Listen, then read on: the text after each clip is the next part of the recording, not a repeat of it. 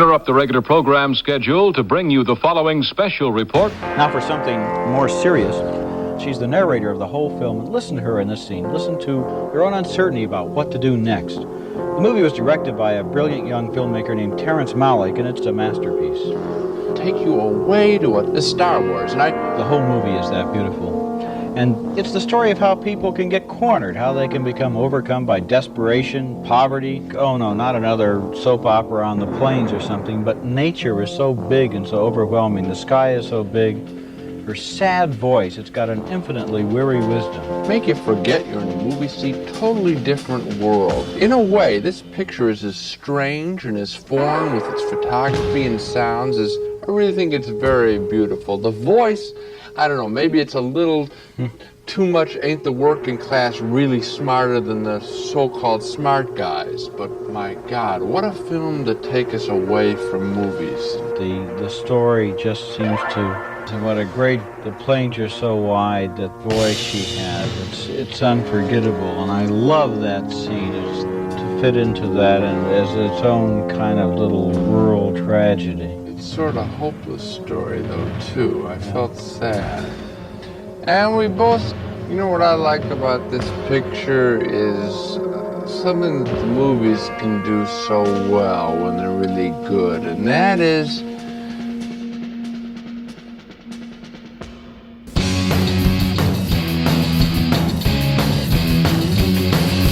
Junk food supper. Junk food supper. Junk food supper. Junk food supper. Junk food supper. Junk food supper. Junk food supper. Junk food supper. Junk food Junk supper. food supper. Junk food supper. Junk food supper.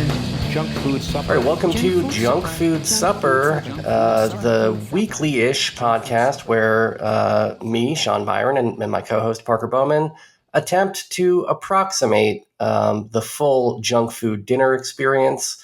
And by that, I mean we will be reviewing one movie tonight rather than three. There will be no Kevin, but maybe some drops of Kevin. And before that, we'll have some kind of a little discussion, which I think we actually did reveal at the end of last week's episode. So I'll go ahead and reveal it again now, which is we'll be talking about this short film, The Great American Mud Wrestle, which was kind of inspired by our discussion of local weirdos. And we noticed that one of my local weirdo picks, this guy, the Crenshaw Cowboy, was in a short film. So we decided, hey, let's talk about that next week. But before we talk about any of that, I got to do it. I feel obligated. I got to ask him, how are you doing, Parker Bowman? I'm doing good. It's been a fun week. I went out and talked to some of the best surfers in the world. These guys, these surfers. Oh, really? Did you talk to any teens confronting their fears? I talked to them as well. Yes. No, I went out to the surf ranch here, which is like this little spot tucked away in the middle of like rural Kings County in the Central Valley. Let's give proper credit. It's the Kelly Slater Surf Ranch. We all know this. I think he deserves the respect. That's true. He built it. Literally, he built it. It's his thing. Yeah. And he was there. He's a nice fellow. I said really? like 2 words to him. Yeah, he was. I went to the press conference before the big kickoff of the event. I said, "Hello, sir. How are you?" He said, "I'm good." I said, "All right, good day to you." Man, that is a celebrity sighting right there. Indeed. And and then there was like a big event out there, competition. People came in from all over the world. Australians were there. I was rooting for the Australians because I know we have at least one Australian listener, maybe two. So I think there's two, but I feel like the guy that's not Tom hasn't called in for a long time. Yeah, so I was rooting for them. As far as I know, we have no Brazilian listeners, so I was not rooting for the Brazilians at the competition. But yeah, it was a fun event. It's like crazy that just like amongst all these like almond trees, there's just this huge man-made surf machine where all these wonderful surfers were doing tricks and wheelies and flips and ollies, north side grinds, nollies, things like that. A Christ air, perhaps. They were doing that. So yeah, it was fun. Very hot though. I feel like it's pretty good timing, though, that they had this event right now, the only time within the past decade at which it might even seem remotely appropriate to have this much water wasted in the Central Valley of California. Yeah. Well, they assure me that like the way they do it is sustainable in terms of water. That's like a big selling point to them, is that somehow they Right. figured out a way that it doesn't waste water. But And the orcas love performing at SeaWorld. I don't know the science behind it. I mean, it seems like any use of water that isn't like hydrating dying people in the Central Valley at this point is like a bad use of it. But because everybody's wells are just tapped dry, nobody can take baths anymore.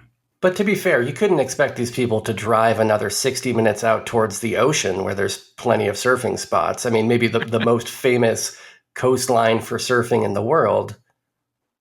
Just, let's stay in the Central Valley. Well, there's sharks out there. Everybody's afraid of sharks. Yeah. That was their other big selling point, is this is a place where you can surf without being eaten by a shark. And I'm all for that. That was the selling point in Jaws 3D as well, if you remember. And we all remember how that turned out. It was a tragedy.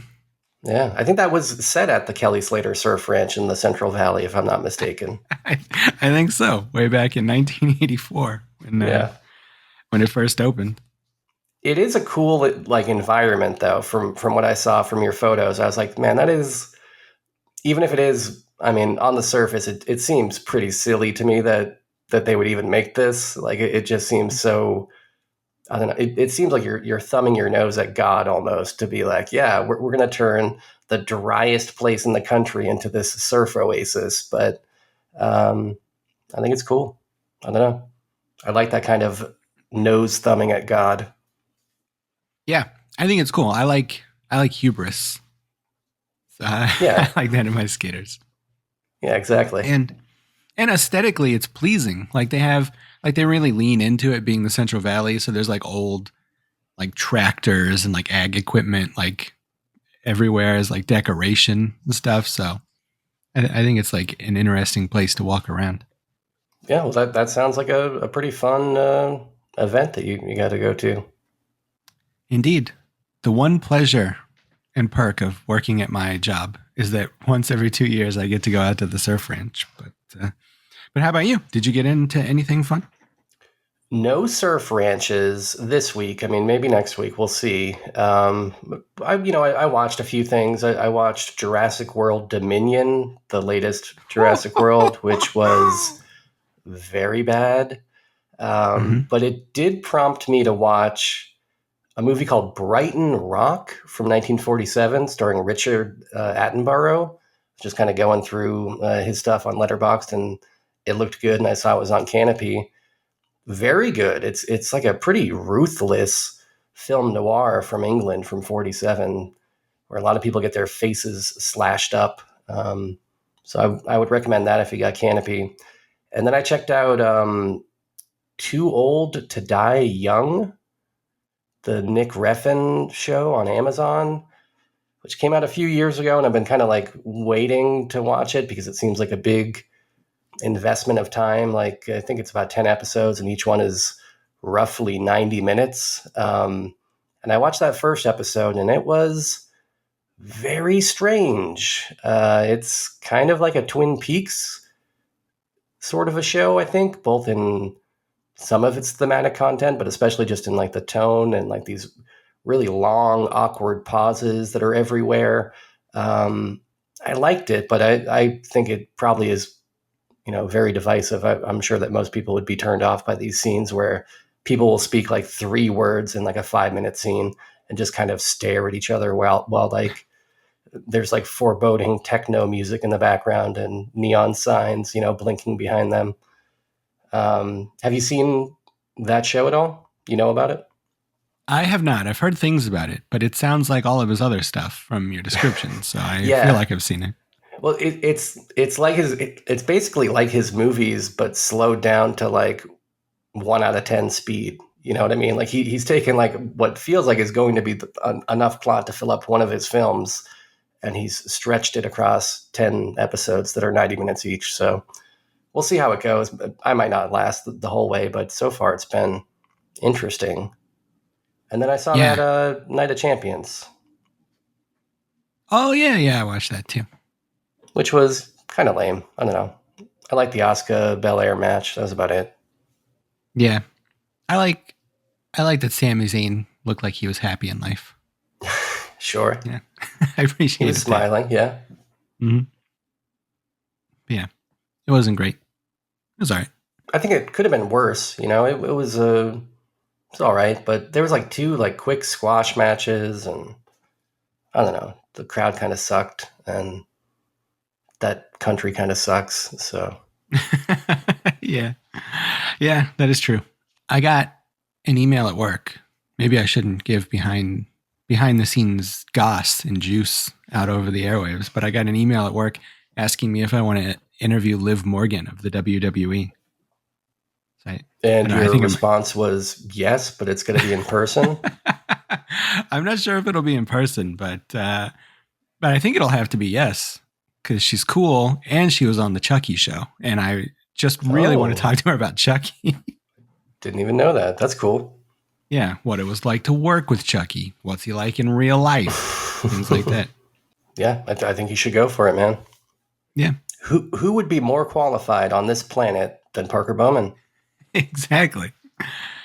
I also got another email from the same PR firm telling me a thing about something that Corey Feldman did, but then asserting that he will not be doing interviews about it. So, okay.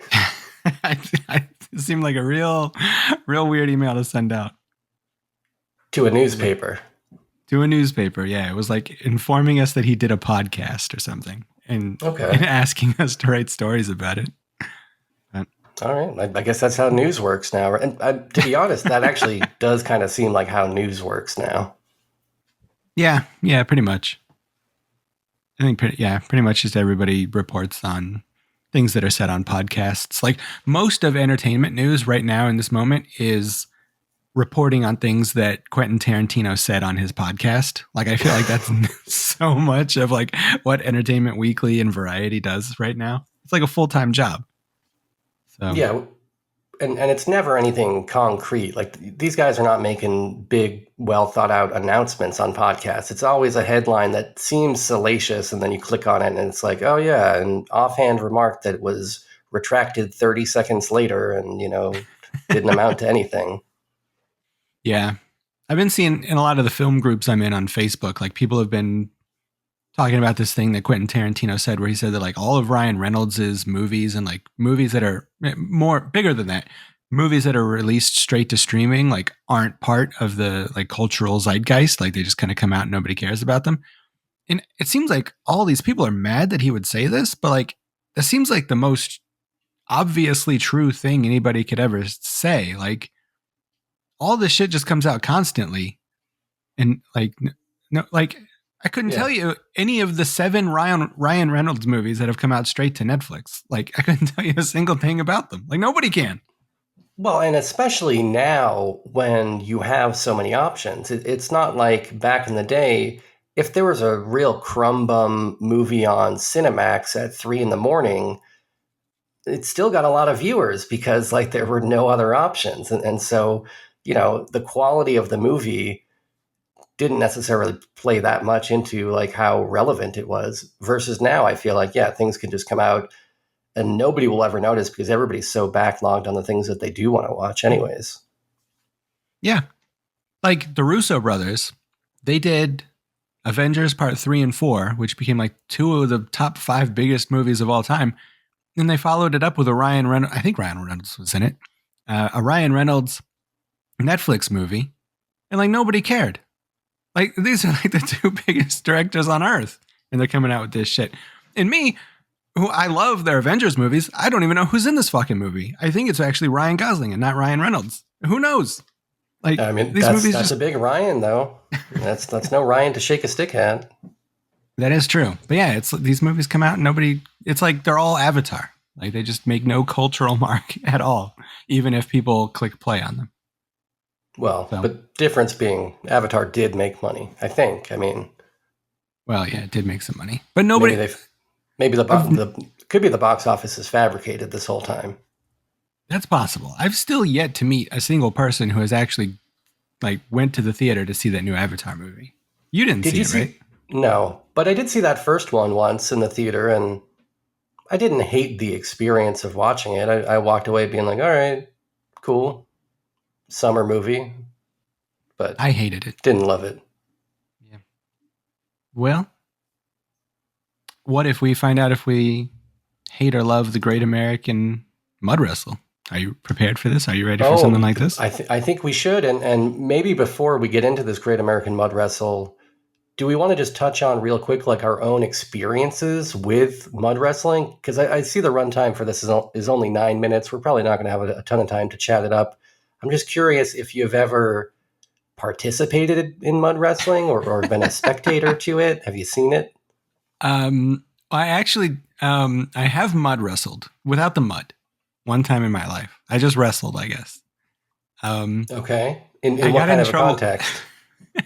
Well, I was a young man. I was like 5 or something. And my parents had friends who also had kids my age, and they came over. And I don't know why this would have been on television, but we ended up watching mud wrestling. And then we decided it would be fun to do. So we wrestled each other, but we pretended that we were like covering each other with mud before.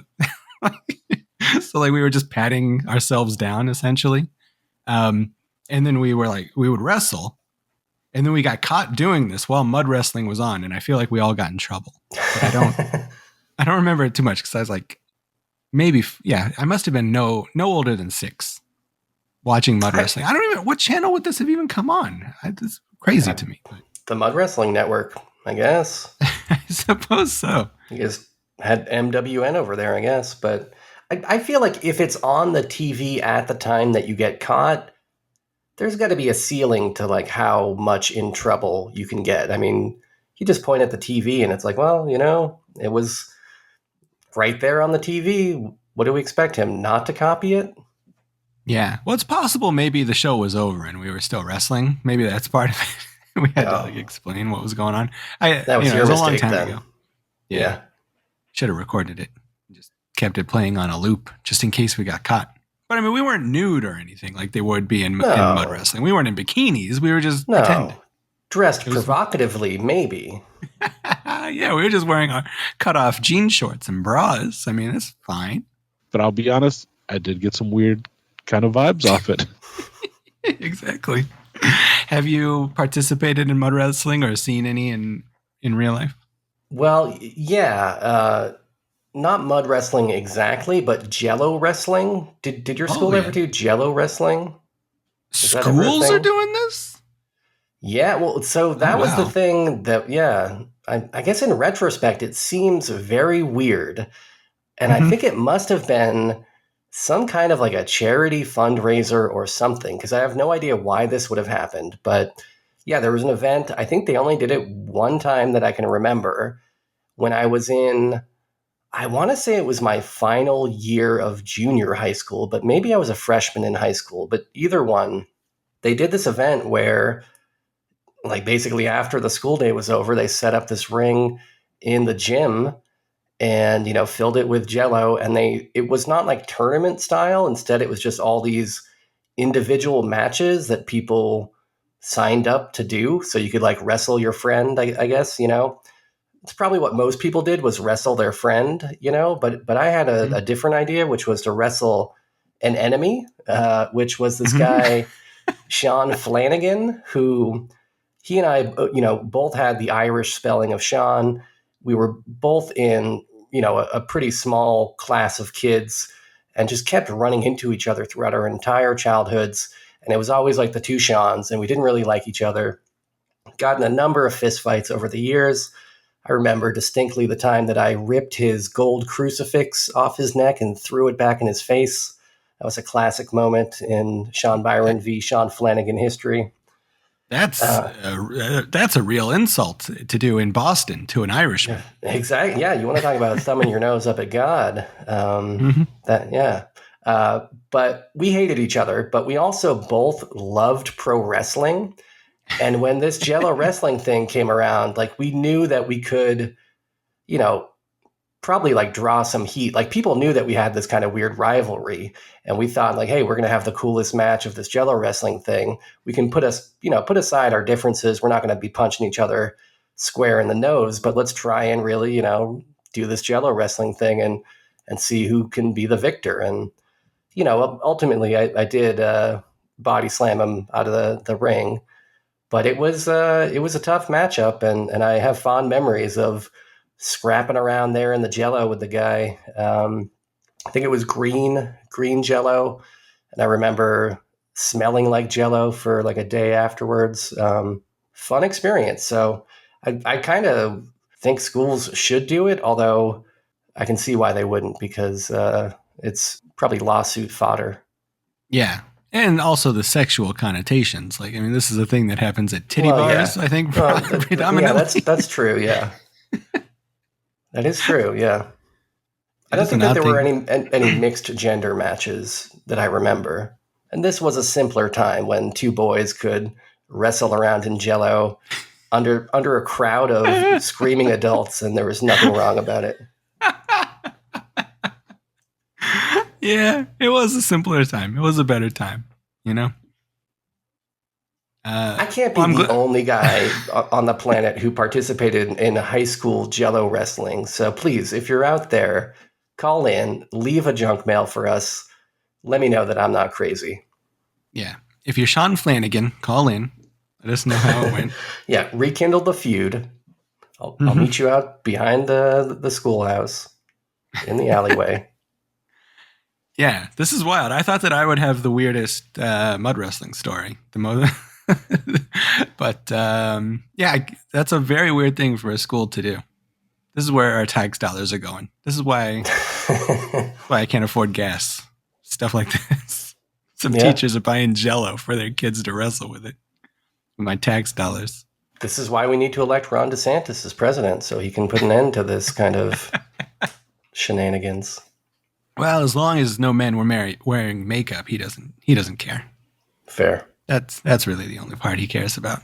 Everybody else could just be getting manhandled physically by adults sexually, and he wouldn't care as long as there was no MAC makeup anywhere to be found. So speaking of weirdos, of outsiders, I guess, like this director of this Great American Mud Wrestle seems like kind of a weird dude, and seems like he's got an interest in weird dudes. Looks like he made about a dozen short films between 2016 and 2020, and seemingly all of them are about kind of local weirdos. One of them is a documentary called Bunny, about the goddess Bunny, who longtime listeners of the show will probably be familiar with. I guess he became close with the goddess Bunny before her death. There's also a 2020 documentary short, OG Black, the Snake Man, which is about a snake man who entertains pedestrians with his pet python named Butterfly. There's one called Stitch Face, about a scare actor who won the Andrew Carnegie Hero Medal for acts of extraordinary heroism and then passed away a week after filming. We got Taz the Toy Maker, which features the story of Taz, a toy maker who created over 300 original action figures. So this guy likes weirdos, right? Yeah, I'm interested in this one, the Boulevard Shredder. A guy who just shreds on Hollywood Boulevard. I think one of his cohorts, Shelley the Burbank Bomber, will appear in the Great American Mud Wrestle. So maybe the Boulevard Shredder will be there as well. Yeah. Yeah, I think it's funny that we just kind of randomly stumbled upon this guy who's made an entire career out of the weirdos we were talking about last week. So I feel like we got to end up watching more of this guy's stuff. It looks like he hasn't made a movie since 2020, so I was kind of actually worried that he might have retired until I saw this on IMDb that looks like it says, in March 2021, Hunter Ray Barker spent 24 hours in a tub of bean dip to support the Los Toros Mexican restaurant in Chatsworth. The viral stunt was featured on the Kelly Clarkson show, where Barker was awarded $1,000 for the stunt. And he also got a tattoo of the restaurant's logo while sitting in the bean dip. That can't be hygienic. No, certainly not. But it's cool if you ask me. Yeah. Yeah, respectable. Yeah. Mm-hmm. Well, I think he's still at it because according to Letterboxd, all, like, what is this? 12 movies have come out between 2016 and 2020. So I think he's still around. Yeah, well, I would think 2020 though. It's a few years ago now. Well, that's true. After such a prolific run for a bit there, you know. Yeah, it's a good run. I guess maybe, you know, if he is retired, he deserves it. This is a good run here, but yeah, he's definitely made his mark. Yeah. Well, let's jump into this movie. We're going to do an audio commentary for it. Oh, man. This Boulevard Shredder, though, he's a guitar shredder. When I heard Boulevard Shredder, I'm thinking like a skateboarder, you know? Oh, okay. I thought you were going to say you were thinking a guy that like helps you get rid of your documents that are like of a sensitive nature. I would appreciate that too. All right. Well, so we're going to do an audio commentary. Yeah. So only a 10-minute movie. We're watching the Vimeo version. Just Google Great American Mud Wrestle and it'll pop up. It's uploaded by the director himself. So if you're at home listening to this, pop this on. It'll be like watching it with us. If you're in your car or at the gym or whatever, you're very fancy for having things to do. La-di-da. You don't hang around your house all day like some of us. But we'll explain the movie to you as we go. You don't feel like you necessarily have to be watching it to keep up with it. We'll you can watch it later. We'll explain it to you. You know. So, all right. I guess you got it queued up, Sean Byron. Oh yeah, I'm ready. All right, then let's do 1, 2, 3, and then a click to play this thing, and then we'll talk about it as it goes. We'll find out about this mud wrestle. I kind of skimmed through it, I think the title gives it away. It's a big American mud wrestle. That's what the plot is. But all right, 1, 2, 3, play, and it starts off with mud wrestling right away, as you might expect. Got an action-packed montage up top here, it looks like. Yeah. And there's the goddess. Bunny. Yeah. Also, I think I spied Goldman, who is a Hollywood Boulevard performer who wears gold makeup. And this nice old lady has gigantic boobs. This lady's got tits bigger than her boxing gloves. It's cool. Yeah. So are these Hollywood performers? Are they still allowed to do stuff out there? I've been out there a few times and it's usually just like Spider-Man and stuff. Are there still like cool weirdos out there or is it all just like Disney-fied now? I think that they're still there, but I do feel like the peak of it was maybe pre-pandemic and that it's calmed down a little bit post-pandemic. Maybe not that they're not allowed to, just they're not making as much money because people probably don't want to get close to them. I'm not sure. Yeah, that could be. So we've got Dog the Bounty Hunter here. Oh, I think that's the real dog. I don't think I even saw him in the credits. Here's Goldman again. Yeah.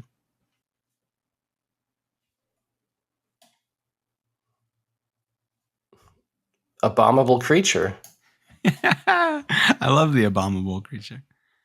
Let's see. We've got Evil Orc versus Wedding somebody here.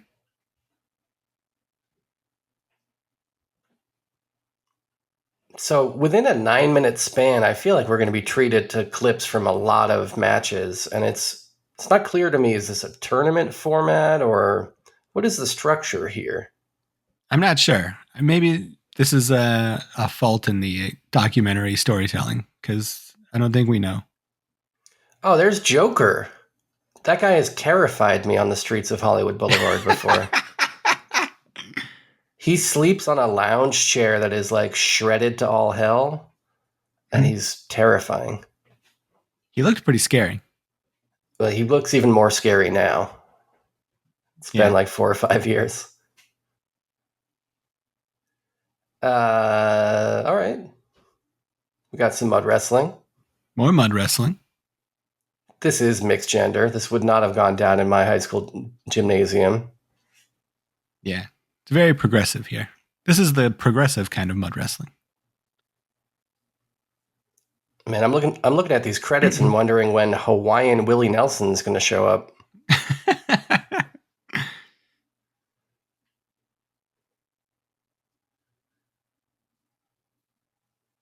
Okay, we've got some interesting editing techniques now. Yeah. They're going to give us seizures.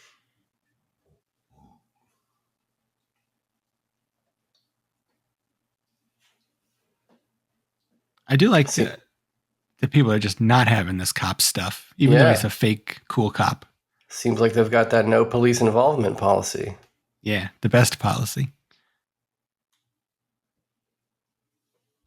Is that one of the bowlings? Yeah, the bowlings are both in this. I think that's one of them. Elvis versus Elvis, the ultimate showdown. Wait a minute. Was that not one of the bowlings and instead was Lily Rose Depp? Oh, that's possible, yeah. Well, that's strange. Star of Tusk and Yoga Hosers, Kevin Smith Classics. I guess so.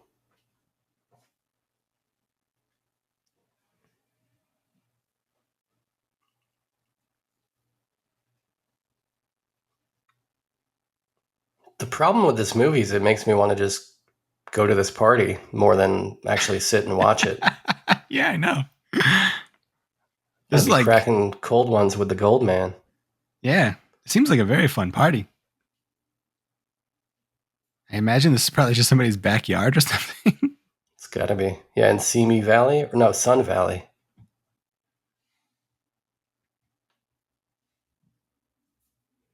Violence from the Russians. Who could have thought?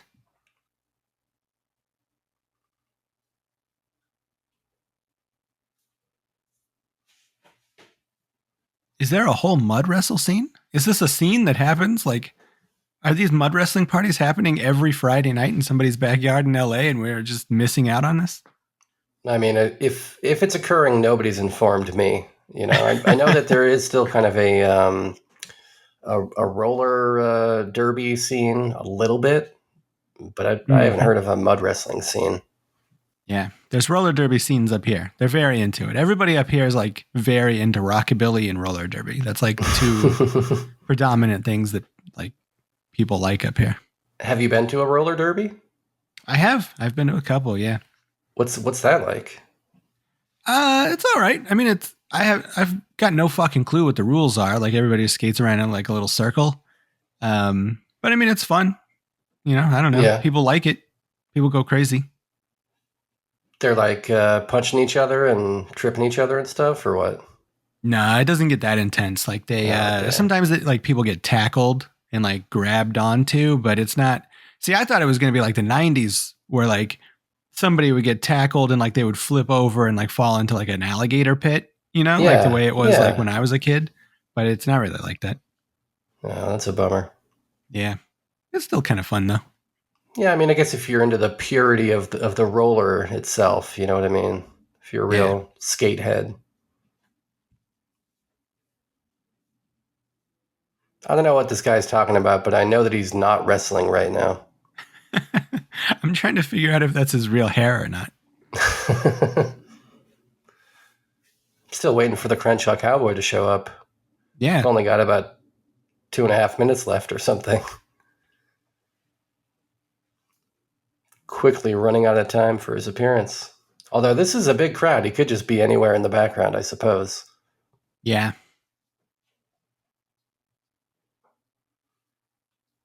There's a surprising variance in quality between these cuts of footage. Yeah, it goes from being like very like 4K high def to sub VHS level. I guess that's an aesthetic choice of some kind. Yeah. A poor one, I would say. I guess I prefer that over like trying to put some bogus VHS filter on the 4K footage. Yeah, that's always bad. Oh, the meanest girl in town match. Here's one of the bowlings, right? I think so. It's possibly both of the bowlings. That would make sense. Hard to tell. Yeah. They're dressed similar, so yeah, I'm guessing we got the Bowling sisters. Yeah. We met Kansas, I think, at that Corey Feldman show, I believe. She was there with Hatless. Yeah, she was there with Hatless. I remember there being some sort of thing that Jackson told me where, like, you know, when Corey Feldman said my name on stage, the crowning achievement of my entire life, I think, like, somebody asked him about it and he thought that they were asking about Parker Bowling, and that's why he was confused and said my name. I think Jackson told me that, or maybe that he said that on stage or something. I forget. It was a whirlwind of an evening, but I think that they were both there, and or something like that. And, what we do know is that your names, Parker Bowman and the Bowling sisters, will be forever linked in history. Yeah. It would only take a few changed words on Parker Bowling's IMDb page to make it seem like I directed that movie she directed. Oh, by the way, that's Bill Moseley. I didn't recognize him until he started slashing somebody with a chainsaw. Yeah. Did we lose Bill Moseley? No, he's still around, I think. Okay. Sid Haig, though, maybe is who you're thinking of. We did the lose other Sid guy Haig. from Yeah, oh yeah. The other Sure we did. 1,000 corpses. Oh, that Well, little I gotta pig is say, cute as hell. as a Crenshaw Cowboy film, this is a 0. Yeah. Very little cowboy, if any. I don't think I saw him. Maybe I was not paying close enough attention. But I did like the mud wrestling action. Yeah. I A felt very entertaining 9 minutes. I feel like they could have stretched it out. I would like to watch a full-length version of this. I felt an intense sense of jealousy. Special thanks to Mick Foley. That's cool. All right.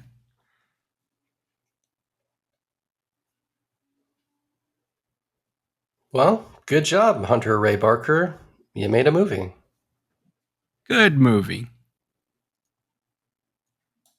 Well. Okay. Now the question is, can I officially log that on Letterboxd? Does it count as a watch? Or does talking over it preclude me from doing it? That's something I'm going to have to wrestle with. I already logged it, so. Of course you did. You're logging I think movies it over counts. there just when you think of watching them. Well, sometimes. I think it counts though. Because I mean, you know, where do you draw the line? It's a slippery slope. I mean, what if we're watching a movie together and I go, "Hey, Sean, can I go get water? Can I go get some water?" It's like, now we're talking over that. What's the difference? Can we not log that movie now? You know? We can log it as long as we start the movie back over from the very beginning. Okay. That works. That's a good plan. Well, speaking of logging things from the very beginning, let's log a voicemail. Oh. From the very beginning. We got one here. It's everybody's favorite. Please welcome Leah Sweet. Man, you're so sweet. You're so sweet. You're so sweet. One thing I love about junk food dinner and an extension junk food supper is we don't have to take our clothes off to have a good time. We can dance and party all night and drink some cherry wine.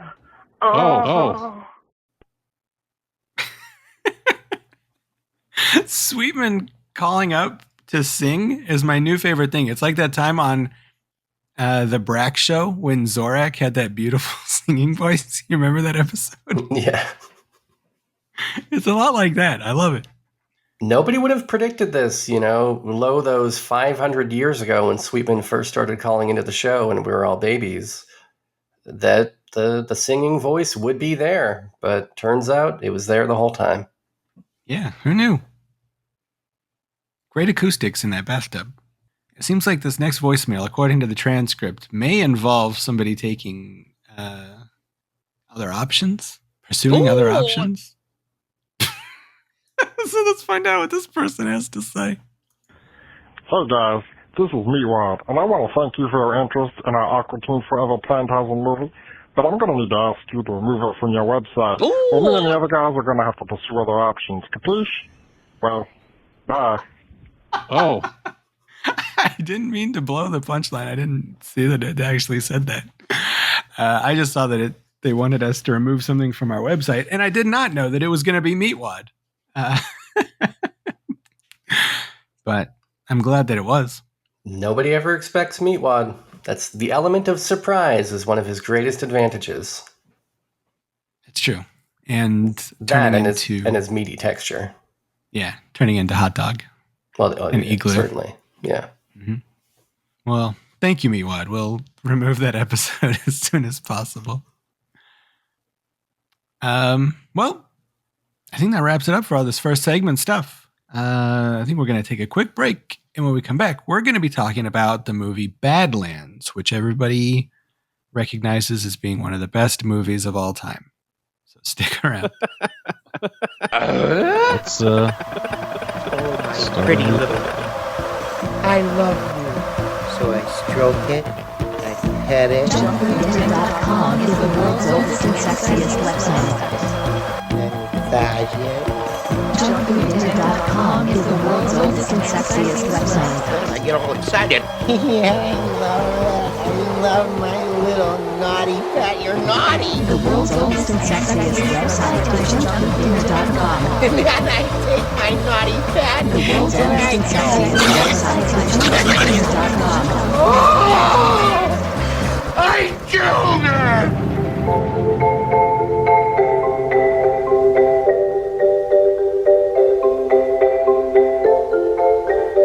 We hid out in the wilderness, down by a river in a grove of cottonwoods. It'd be in the flood season. We built our house in the trees with tamarisk walls and willows laid side by side to make a floor. There wasn't a plant in the forest that didn't come in handy.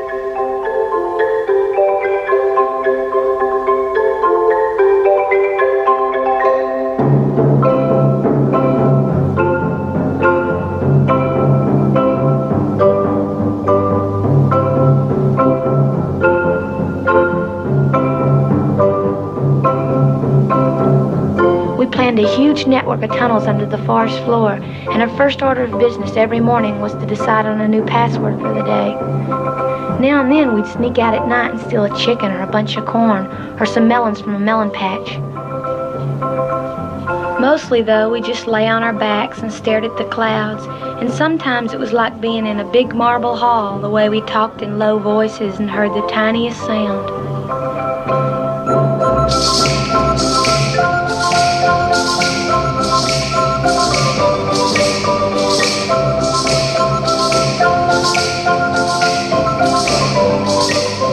They hadn't found but one set of bones in the ashes of the house, so we knew they'd be looking for us. Kit made sure we'd be prepared.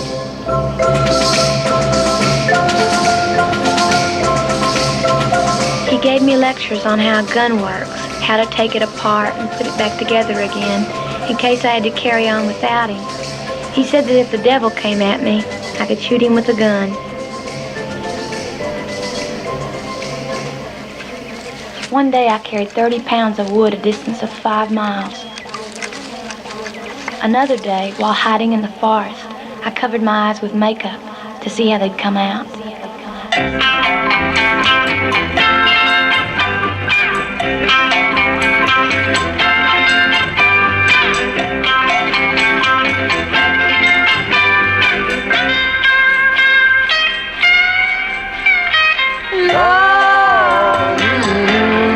Love is strange. Lot of people take it for a game.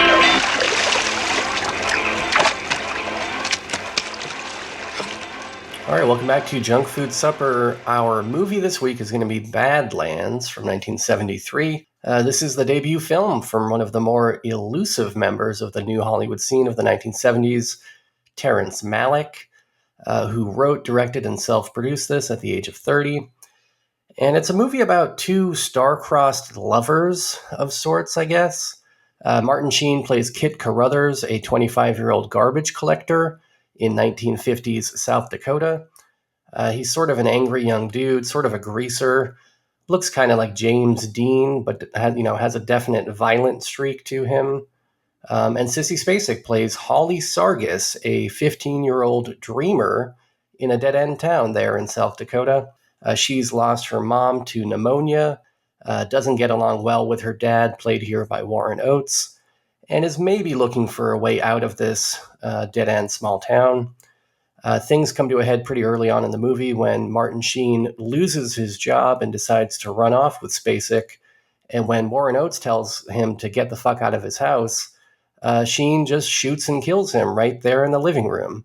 And then the two decide almost on a whim that they'll have to run from the law, no matter who gets in their way, which begins their adventure, I guess you'd call it, even though it's sort of an anti-adventure, wherein they drive from place to place around the desolate Midwest, trying to blend in and avoid cops and bounty hunters, which for a while leads to these cops and bounty hunters getting blown away, like glass bottles lined up on an old wooden fence. And so it sort of becomes a question of how long they can maintain this tumultuous situation. And that's basically it. There's not a lot of twists or turns, not a ton of characters in this. It's pretty bare bones. It's just kind of a murder spree sort of a flick. And to be honest, I too was like you, Bowman, not that long ago. I had heard of these Terrence Malicks. I had wanted to get around to them for a while. And then it was exactly 2 years ago today, actually, that I saw that Badlands had showed up on either HBO or Criterion. And so I gave it a whirl, and I loved it. And then pretty recently, within the past couple of weeks, I saw Days of Heaven, which was Terrence Malick's follow-up film. And I love that too, which, reinforced my idea that Bowman should see Badlands. And since my aim this week is to try and find a new Bowman-approved 5-star flick, that was my intent. We talked about it a little bit last week. I'm trying to find a movie that Bowman's never seen before that he's going to rate 5 stars on Letterboxd. I figured, we should see this one for the show because I thought it might be that movie. And I guess what I like most about this movie is just kind of the way that Malick handles the overall tone. You got this quiet 1950s serenity. You can feel this mild sense of like post-war bliss where, things are quiet in these quaint little nondescript suburban neighborhoods. And that, things are quiet and people like it that way, and you've got these beautiful shots of nature, and it just feels like there is a peace in the world. But then things can just turn on a dime very suddenly and be completely upended in a second, as soon as the wrong person arrives in town, that person here being Martin Sheen. And you really do get like this big sense of disconnect with, this Martin Sheen character, who he is and how he sees the world and what this world is that he lives in. And you can fully buy that this idyllic world is not the kind of world that Sheen wants to live in or that he could ever thrive in. And so, the two lead actors in this really do create this sense of us versus the world that I think is pretty captivating. And they do it while being completely natural, throughout the entire movie. It never feels forced or fake or actory. I guess if I had to pick, my favorite performance in this is Sissy Spacek's, who appears in this movie a few years before Carrie and had really only done just a small amount of film work before this. She's doing a lot of narration in this as well throughout the entire picture. And I think her narration in this single-handedly disproves that notion that narration is a bad idea in movies, because it's so beautiful. It's beautifully written. It's beautifully performed and recorded. The way that they record it, actually, it feels like it's really like close mic'd or something. And it has this kind of ASMR effect. And it's funny too, the narration, like there's this part in the movie where, Sheen's already killed like half a dozen people across several incidents. And in the narration, Sissy Spacek just says very casually, she says, like, Kit was the most trigger-happy person I'd ever met. And there's just a lot of funny little lines like that. And I feel like a lot of that narration was inspirational on movies like Natural Born Killers. I feel like you could hear Mallory Knox saying some of these same lines, perhaps. Yeah, and True Romance 100% as well. Yeah, I'm sure that Tarantino was a huge fan of this, obviously. And, Martin Sheen was fairly young as well when he made this. He was not quite as new to the scene as Sissy Spacek. I think he'd been working in films for a few years longer, but hadn't really had a breakout success, was really more of a TV star at this point in time. And it's great that they found him for this role because, despite being, unquestionably a scumbag from the get-go, so much so that it should be obvious to even a 15-year-old Sissy Spacek, there's still something like undeniably attractive about the guy. I mean, he just looks so cool in this. And I've never been a fan of denim on denim, and maybe that's just because I grew up in the Jay Leno era, but dude makes it work in this. And, as the movie goes on, he does start to kind of lose his cool, I guess lose his sheen, you might say, where those eyes start to become a little bit more bloodshot. His energy becomes more kind of twitchy and manic, and you can feel him kind of falling apart at the seams. As a movie, I think it's fairly ahead of its time, certainly in terms of its content. I mean, not that we didn't have any movies before this that were focused on spree killers, but I think outside of like Bonnie and Clyde, they were generally pretty low budget exploitation affairs, things like The Thrill Killers. But here you've got a film that, bridges the gap between art house and exploitation. I think this is a movie that would appeal to both extremes of the audience, the art house crowd and the exploitation crowd, if maybe potentially alienating some of that mainstream audience in the middle. But you got to love that kind of audacity. You got to love, his approach at financing this, which was kind of akin to what the Coens and Sam Raimi would be doing decades later. Dude, went around and knocked on doors and solicited dentists and doctors and stuff and put together the money. I think half of this came through his efforts there, and he did have a producing partner. But, guy made this happen, and I think that's impressive. I will say, maybe don't watch this movie while eating or while you're trying to relax during entertainment, because there is some grim stuff in this. Like, one of the very first shots of the movie is a dead dog on the side of the road. And Martin Sheen yells over to his coworker on the garbage truck, "I'll give you $1 to eat this dead collie." And that's kind of the tone of this movie. I think not long after that, there's a scene at which Warren Oates shoots Sissy Spacek's dog dead as like a punishment, and it happens on screen pretty much. That's kind of gnarly. There's other scenes featuring dead cows, dead fish, and maybe even some other dead animals. I can't remember if William Shatner showed up to stomp on any tarantulas. He might have. And it's also possible that some people might find this movie just kind of in bad taste overall, and that it sort of humanizes this killer that Martin Sheen plays. In my mind, I don't feel like it exonerates him whatsoever, but it does kind of humanize him in a way that might make you feel uncomfortable. But I think it is all done with a sense of care. And I think there's some keen observations here. Like, there's a bit at the end where even the police are kind of fascinated by Sheen's character. They're kind of in awe of this killer. And to me, that scene felt like kind of a critique of America's fascination with, true crime.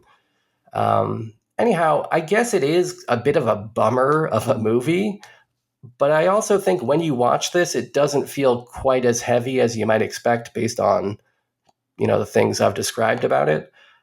More than anything, when I watch this, I'm just kind of impressed by all these young people with fairly minimal experience turning in incredible work, just nailing this naturalistic, weird adventure film that looks great and never feels false. So, as you know, I am famously not a follower of Parker Bowman on Letterboxd, so I truly don't know if I've hit the mark here. So I guess I have to turn it over now. And please, Mr. Bowman, tell me what you thought of this movie. And then at the end, tell me how you logged it on Letterboxd. Well, I'll jump ahead. I've logged it on Letterboxd, but I didn't put in a star rating. So okay, that's see. Not yet anyway. That's how I've been doing the junk food supper movies. I don't want to spoil anything for anybody. So I'll be giving it a star rating later. But yeah, like you said, I have not seen this, but I've been very intrigued because I know that it's a thing that a lot of the folks I like. Both, I mean, just people I know, and then also, like you said, it seems like Tarantino loves this. Not only is the voiceover very similar to the voiceover in True Romance, which is in my top 5 or whatever favorite movies ever, but the theme song from True Romance is a very intentional and clear homage to the theme song from this. So when that theme song hit at the 1 second mark of this, I did not realize that, loving True Romance for the last 30 years or whatever, that was the case. So when the theme song hit, I was like, oh my God, this is going to be great. They're already playing the True Romance theme. This is wonderful. And yeah, Martin Sheen is cool.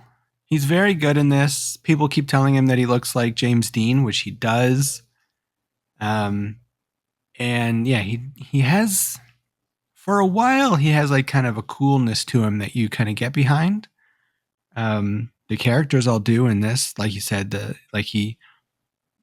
spoiler alert, once he's caught at the end, he is giving out souvenirs to the cops, like pens and combs and stuff like this, and they're all like hanging on his every word, which, like you said, is definitely a critique of, people's love of true crime at the time, which was probably a big thing. Like the 2 characters in this are based on real killers.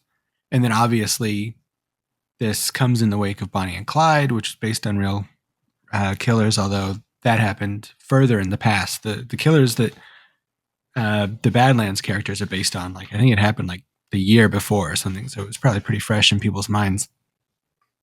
But yeah, he's got this coolness about him for a bit. He kind of seems like the kind of guy you would hang out with and maybe like a little bit and maybe not like, like I feel like I've known guys who have probably tried to pay me $1 to eat a dead collie before in my life, So like he feels kind of like a real scumbag that you might know in that way, who's like kind of a scumbag, but he's like a real cool guy. So you hang around and put up with his shit. And then he kind of turns a corner into being like a not fun scumbag when it's like, because he's hitting on Sissy Spacek and everything like this. And not to watch this movie with 2023 eyes or anything like that, but like she's 15. And I was like, well, he's got like a job. He collects garbage. Maybe he's like 18 or 19, maybe, I don't know. I mean, this is kind of a gray, not even a gray area, but like this is kind of rough a little bit. But then it's revealed he's 25. And it's like, that's too much. Even for being in the 50s in South Dakota, that's too much.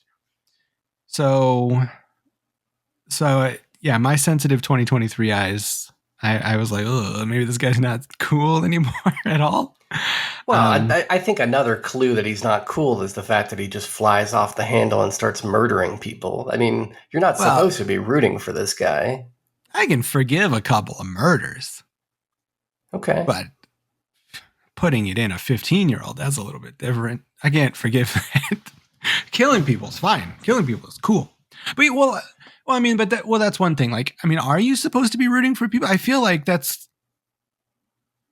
you like people when you watch Bonnie and Clyde, you root for Bonnie and Clyde even though they're bad. Like in this movie, right. Are you supposed to be rooting for these 2 crazy kids to get to Canada or I not? don't think so. I think again, I think this is kind of, in some sense, a reaction to Bonnie and Clyde, where I think that Malick is trying to illustrate that our obsession with true crime or our idolization of these people doesn't really line up with the reality of, what they went through or what they did. Like when you see it, absent of all the Hollywood gloss and, didactic music that's telling you to feel a certain way, or Hollywood style editing. Like when you just see it kind of stripped down like this, you realize like, oh no, this guy's a scumbag and this poor girl was manipulated, and there's nothing here to celebrate, but it's interesting to witness at the same time.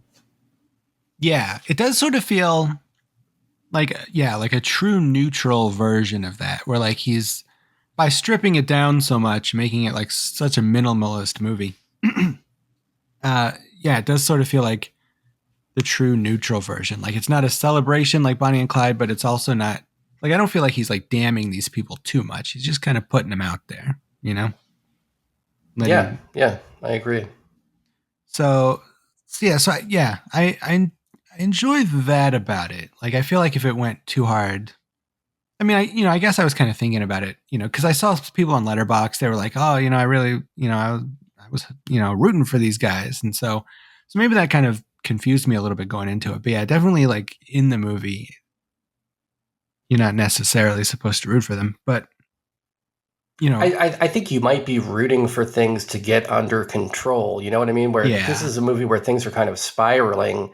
And as a viewer, like that's creating anxiety where like your wish is like, I hope things resolve okay. Like maybe they can just stop murdering and go serve some time or something. But yeah, or at least stop murdering. Like, like the dad's obviously a prick. He killed a dog. He deserves to die.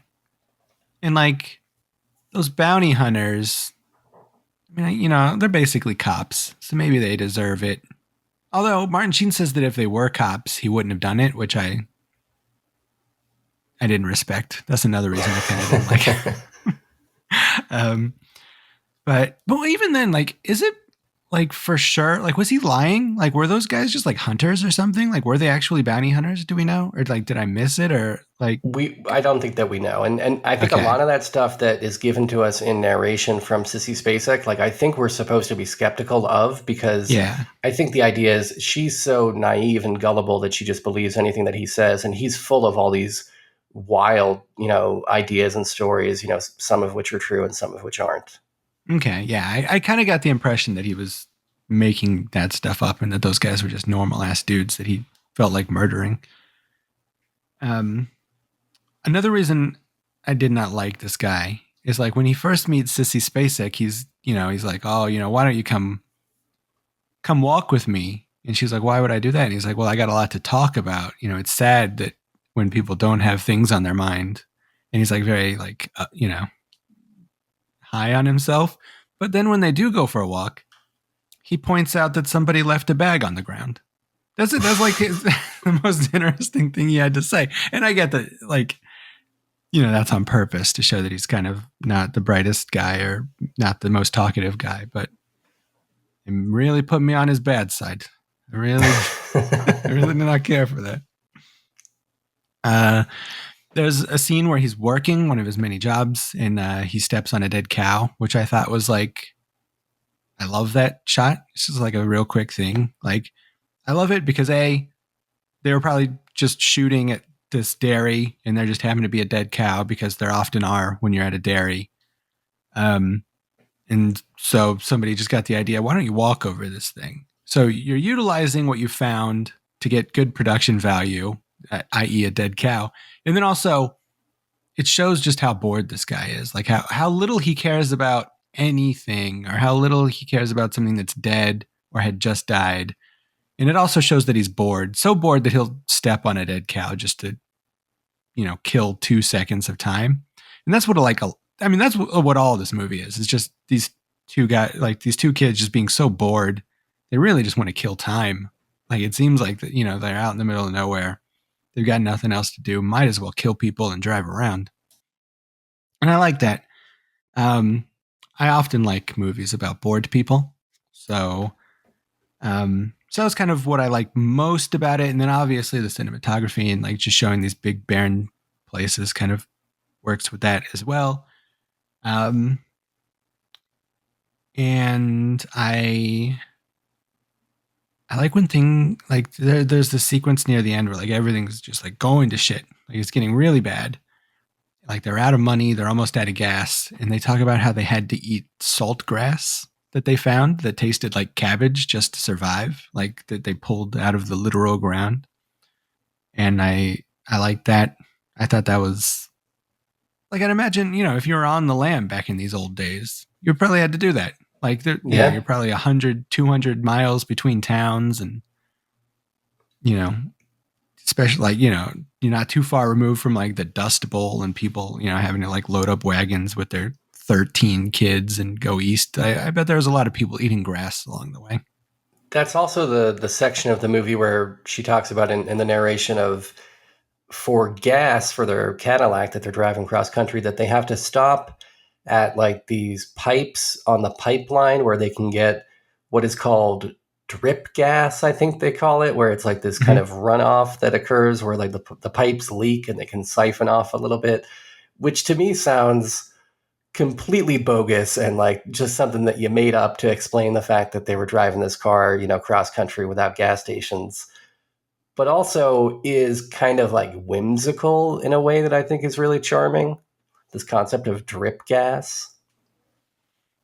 Yeah, I like it too. I don't know how real it is. But yeah, I like that, if you're just driving literally, like they're not even on roads near the end of this. They're just driving through fields and like agriculture land and stuff near the end. And yeah, like the idea that there's just like a tank out in the middle of nowhere that you can maybe get, 3 drops of gas literally out of it. I like that.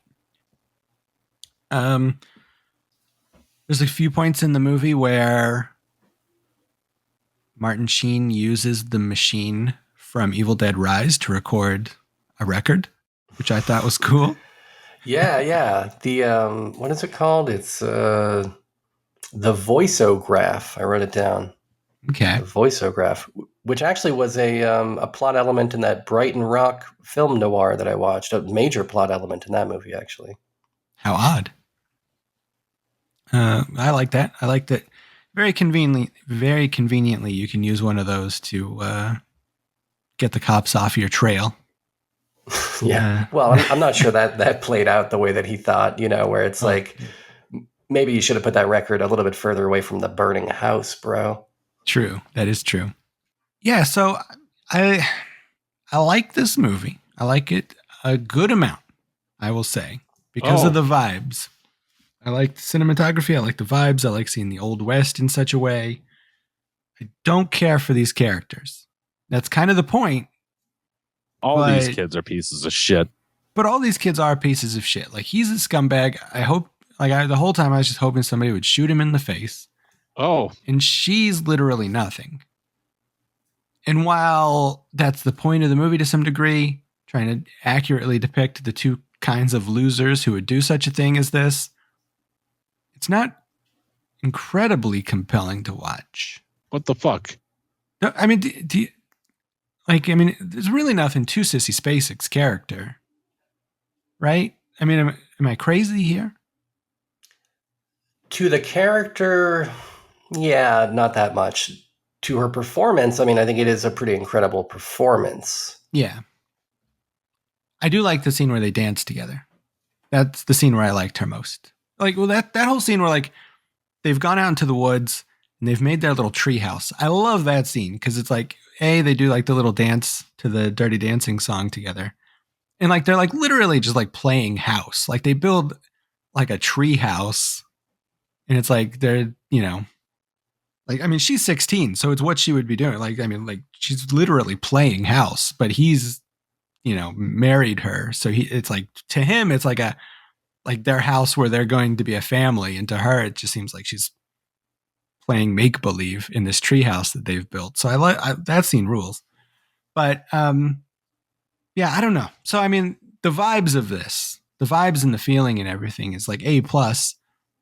The characters are a C+, but I get that that's not the point. The point, or maybe, I don't know. Maybe people watch this and they really love these characters or something. But I love movies about bored psychos. This should that's the reason I picked this was because I know you like Natural Born Killers. Mm-hmm. I know you like True Romance. I know you like American Psycho. I feel like this is kind of a, it's a precedent for a lot of that stuff. 100%.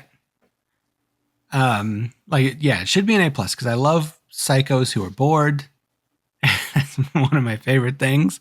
But usually they're a little like Mickey is a lot more charismatic than this guy. Patrick Bateman, he at least knows a lot about fashion, and music. Whereas this guy is just kind of annoying.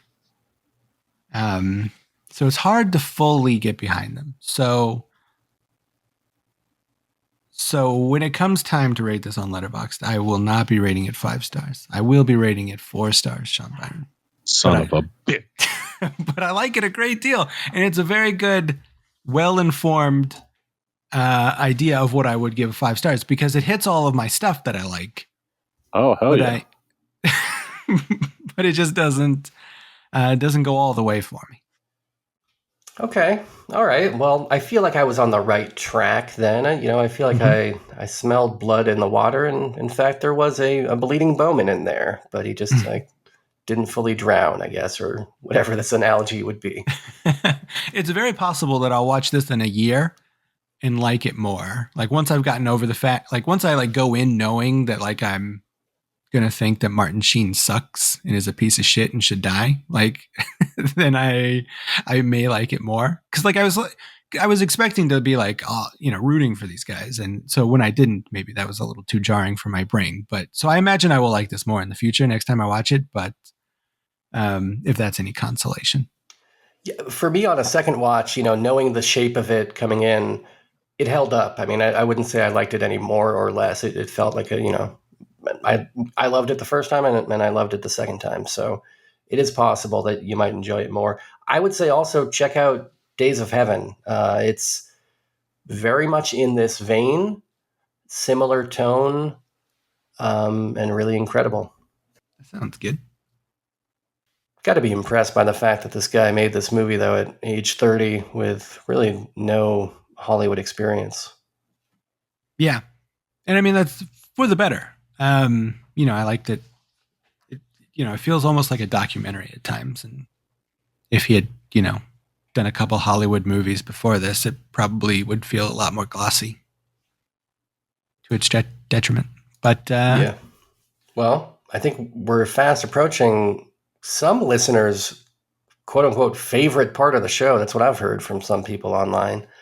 And that is the selection for next week's pick. Yeah. So I'm going to jump off of your idea here. You wanted to pick a movie that you thought maybe I would give 5 stars to called Badlands. And so I want to jump off from what you've picked to pick my movie. So I will be choosing Bad Grandpa. Oh my goodness. JK. I thought we were going in a direction of you're going to pick a movie with good in the title that I'll think is bad, like Good Omens or something. JK. I'm going to follow your lead. I'm going to pick a movie that I think you will give 5 stars to. I got a list going on Letterboxd. It's a good thing you don't follow me. I got a list of potential 5-star Sean Byron movies.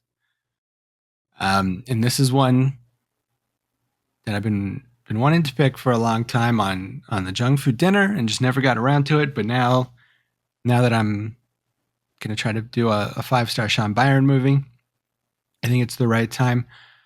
And that's a movie called Don't Look Now. From 1973, directed by Nicholas Roeg.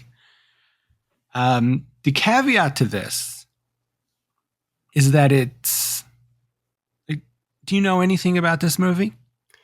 I know that there's some kind of a twist, but I don't know what the twist is. This is a movie that I thought that I had seen for a long time, and then I realized that it was a completely different movie that I had seen that was not this at all. So I don't know much.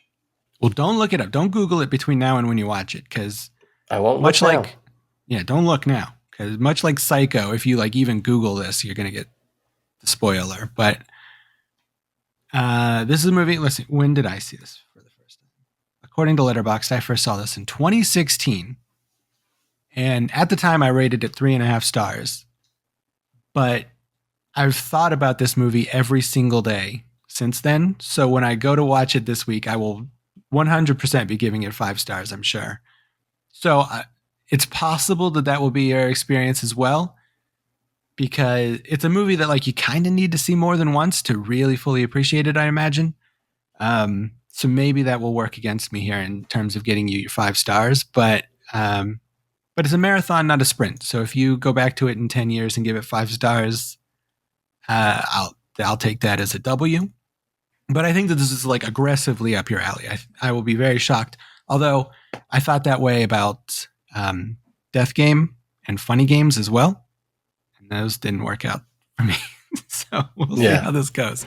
But I think this is much, much different than those movies. I think this will be aggressively up your alley. Even if you don't give it 5 stars, I will be shocked if you don't like this movie.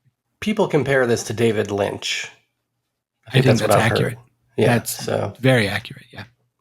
I'm intrigued. This has all, well, I love David Lynch's comedy, but like of the stuff that David Lynch does in terms of like mystery and drama and like a foreboding, ominous, oppressive atmosphere, like that stuff, which I think you like, this movie does that stuff like very, very Lynchian and very perfectly. Oh, that David Lynch. No one likes him. I like David Lynch. I've got all of his out of print records. So don't look now. I won't. It's going to be a Sean Byron 5-star movie. I hope so. I could really use it. You know that? I've been looking for a good 5-star. Well, I think this is going to be it. I got a couple more on my list. If this fails, we'll start back at square one. But I think this one's up your alley. I think we should, I mean, theme months notwithstanding, which certainly there will be some theme months. There's going to be Schlocktober. Maybe there might be a by September. Who knows? But theme months notwithstanding, I like the idea of trying to find this 5-star Bowman pick, with my picks at least until I hit 1, you know? Then maybe I'll be looking for a half-star Bowman pick. Well, you've got a few of those already.